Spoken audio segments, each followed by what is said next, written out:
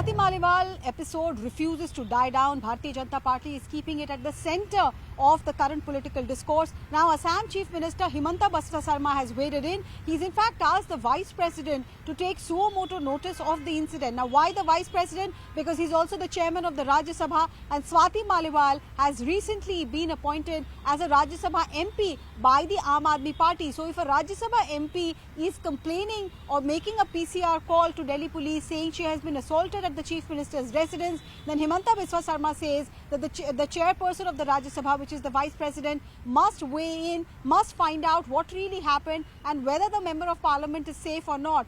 Since this call was made, since this incident allegedly happened, Maliwal has not been seen in public, and that is also leading to a lot of concern about her well-being. In fact, her former husband came out and posted a video on social media saying that I fear for her life. I do not know what she is apprehensive of. She should come out and tell the world as to what really happened to her.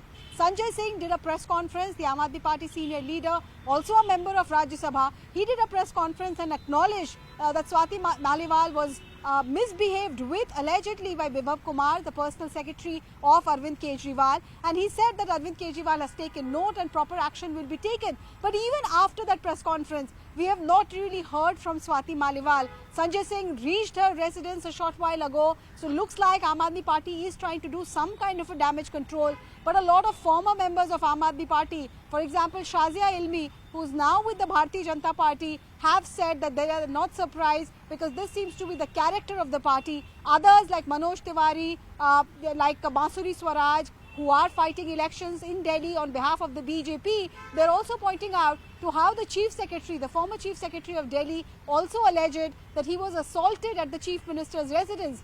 Essentially, the narrative that is being pushed forward by the BJP is that Vibhav Kumar is just being made a fall guy. All of this happened at the behest of Arvind Kejriwal. That's the BJP's narrative.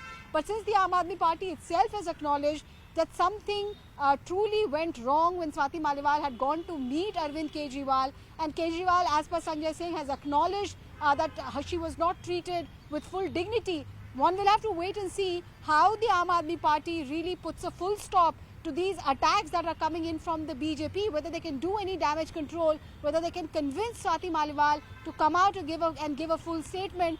NCW has asked Delhi police to give an action taken report. Delhi police has said they only have a PCR call. There is no FIR in this matter as yet.